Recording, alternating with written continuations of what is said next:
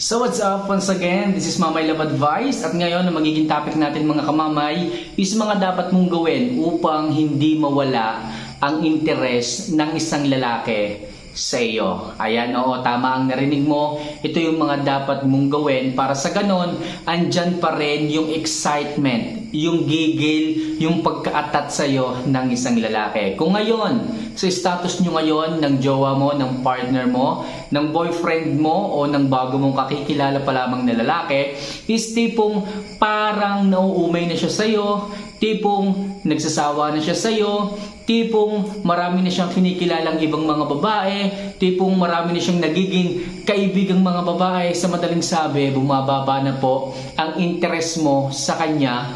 Ito po at naghanda po ako ng ilang bagay na po pwede mong gawin upang maibalik muli ang interest mo sa isang lalaki. So huwag natin masyadong patagalin mga kamamay. Kung napindot mo na yung subscribe button and notification bell, simulan na natin ang topic natin ngayong gabing ito. Ano nga ba yung mga bagay na kailangan mong gawin upang hindi mawala ang interest sa iyo ng isang lalaki? So number 1, lagi mong i-improve ang sarili mo. Mga kamamay, number 1 tips ko to dahil napakahalaga po nito pagdating sa isang babae. Kung sa tingin mo, nalolosyang ka na. Kung sa tingin mo, 3 na ang anak mo at sa tingin mo, parang nawawalan ka na ng asim. Napapabayaan mo na yung sarili mo, yung itsura mo. Namamayat ka na o masyado ka namang tumataba.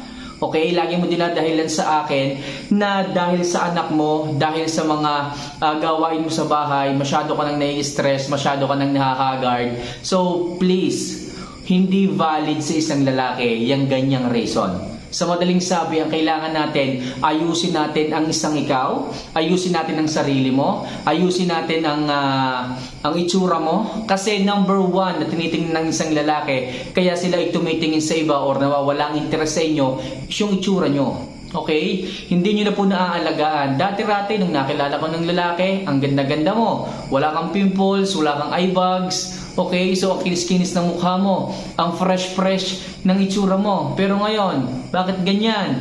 Parang dadalawang oras ka palaging natutulog. So, baguhin mo yung attitude mo. Kailangan kung may oras ka, huwag kang babad sa social media.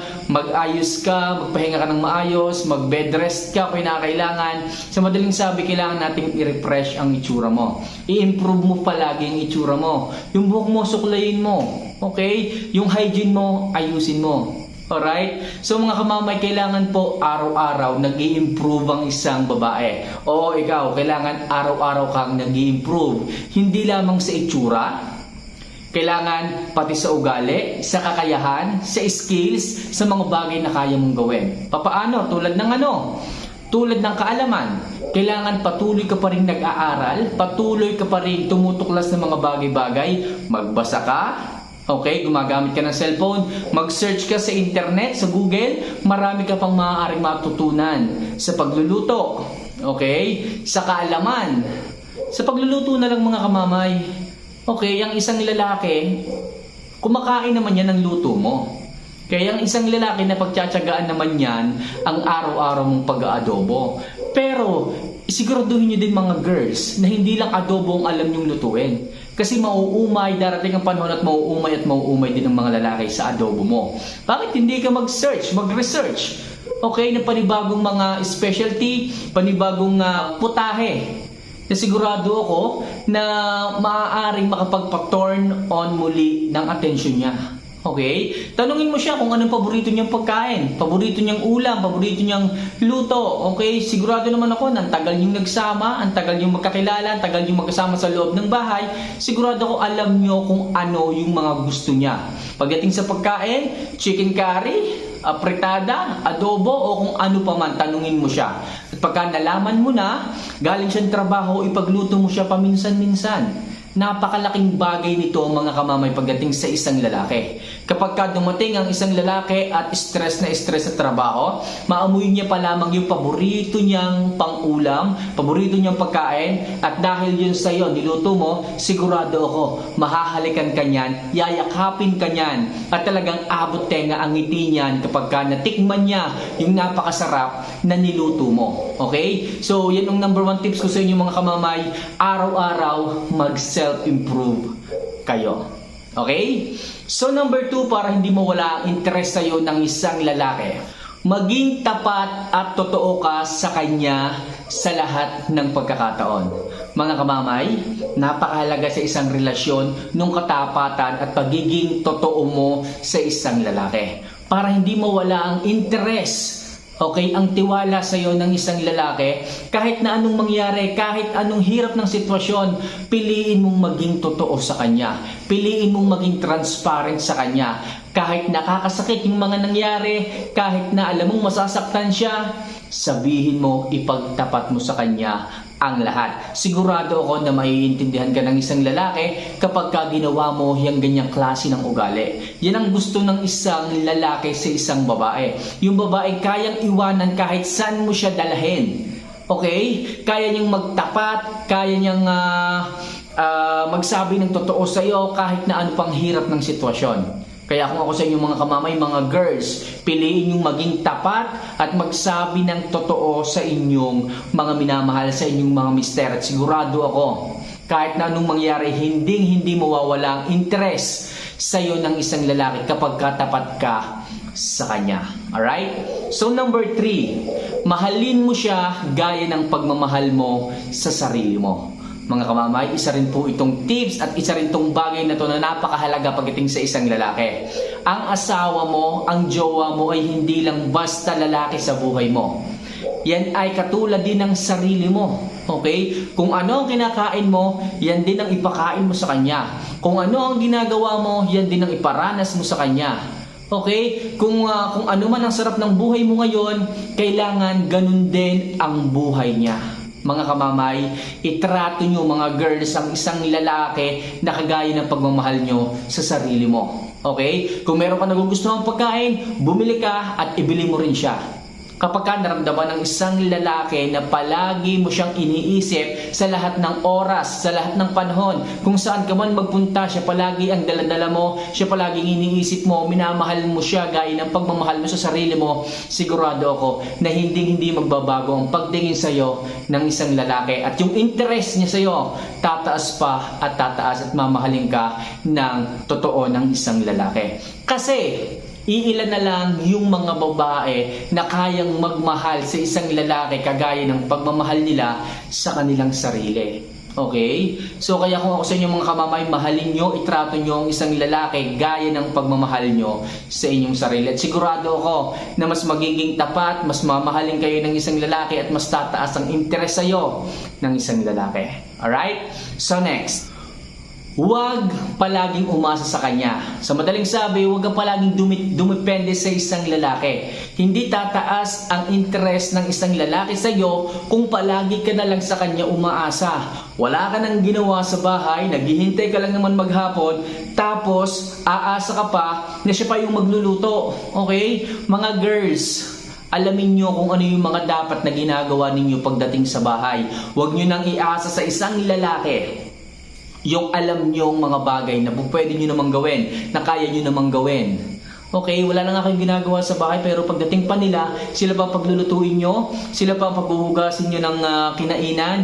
Huwag naman pong ganyan mga kamamay. Huwag nyo pong iasa sa lahat, okay, ang gawain ninyo sa isang lalaki. Mga kamamay, napapagod po ang mga yan. Okay, nagtatrabaho po ang mga yan.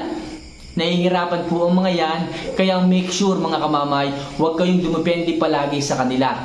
Kung alam nyo na kokonte hindi sapat ang kinikita niya, magkusa na po kayo maghanap ng racket, maghanap ng karir, ng sideline, para sa ganon makatulong kayo sa isang lalaki. Pag naramdaman o na-sense ng isang lalaki na kinakapa mo siya, na tinutulungan mo siya sa mga bagay-bagay, kung alam nyo naman na ang problema ay pera, ang problema ay ang pagmatrikula ng mga bata, ang gastusin sa bahay, bakit hindi ka kumilos? Bakit hindi mo siya tulungan? Bakit hindi ka maghanap ng trabaho, sideline or income para sa ganon?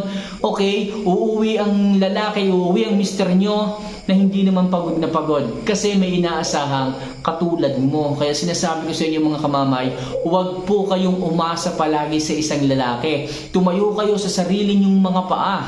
Okay? Maging independent kayo paminsan-minsan para sa ganun makita rin ng lalaki na meron siyang katulong sa kanyang buhay o sa inyong relasyon. Okay? So ipakita nyo po na hindi lang kayo pambahay. Ipakita nyo po na kaya nyo ring gampanan o makadagdag kahit papaano ng ginhawa sa inyong relasyon dalawa. Okay, hindi naman kayo sinabing babae ay nasa bahay lamang. Ngayon po ay makabago na ang panahon. Yung mga kayang gawin ng lalaki ngayon is kaya na rin gawin ng isang babae. Kaya wala na kayong pagkakataon na magreklamo, wala na kayong pagkakataon na magdahilan na kesyo, babae kayo, kailangan nasa bahay lang kayo. Iba na po ang sitwasyon, iba na po ang panahon ngayon. Okay? So kaya nyo namang gawin yung ibang mga bagay na ginagawa ng lalaki. Okay, kita nyo naman ngayon, yung ibang mga babae nag-abroad para lamang sa pamilya tapos naiiwan yung lalaki, di ba? So nababaliktad na po ngayon ng panahon, kaya mga kamamay, mga girls, huwag kayo palaging umasa sa isang lalaki at huwag nyo pong idepende ang inyong sarili sa isang lalaki. Sigurado ako pag nakita ng isang lalaki, naramdaman niya na tinutulungan mo siya sa pamamagitan ng paghahanap mo ng trabaho, paghahanap mo ng sideline, okay, para lamang may maligong na pera, ay talagang mamahalin ka niya at mas tataas pa ng tataas ang interes sa'yo ng isang lalaki. Sigurado ako dyan mga kamamay. Alright? So next, maging high value woman ka. Mga kamamay, ito sinasabi ko sa inyo para lalong tumaas ang interes sa inyo ng isang lalaki. Ipakita nyo palagi araw-araw na high value woman kayo. Paano high value woman? Kinakaya nyo pong tumindig sa sarili nyong mga paa, matapang kayo, may paninindigan kayo. Okay, may sarili kayong trabaho, may sarili kayong pinagkakakitaan ng pera, may sarili kayong kaalaman, may sarili kayong racket. Okay, hindi lamang puro hingi, hindi lang puro paghihintay ng pera galing sa inyong asawang ginagawa ninyo.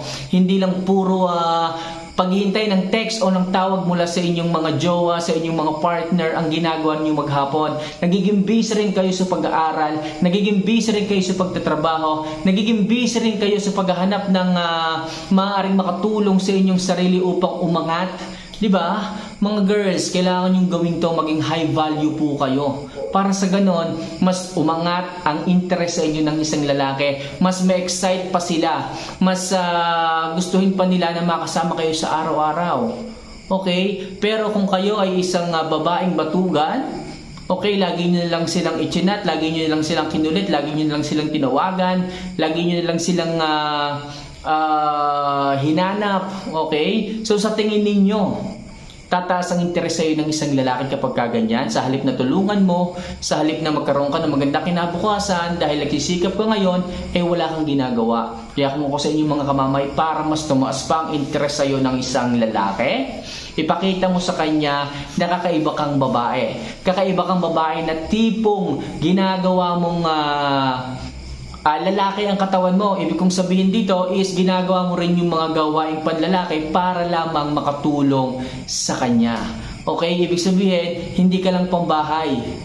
Okay? Kailangan mo rin na gampanan. Okay? Yung pagiging babae mo na natulungan din siya sa mga bagay-bagay. Natulungan mo rin siya sa paghahanap ng pera. Okay? Naghahanap na nga siya ng pera, kulang na nga yung kinikita niya, pinipressure mo pa. So, wag ganun mga kamamay. Be a high value woman palagi para sa inyong mga asawa, sa inyong mga partner. At sigurado ako, mas tataas po ang interes sa inyo ng isang lalaki kapag nagkataon. Okay? So mga kamamay, so much for that. Yan po, yan lang muna ang ating pag-uusapan ngayon at sana kahit pa paano makatulong yung simpleng tips na yan para sa ganun tumaas ang interes sa'yo ng isang lalaki. Alright? So mga kamamay, if ever na gusto mo yung mga love advices na ginagawa kong ganito, huwag mong kalimutan na pindutin yung subscribe button and notification bell para lagi po kayong maging updated sa lahat ng mga love advices na maaari ko pang i-share dito.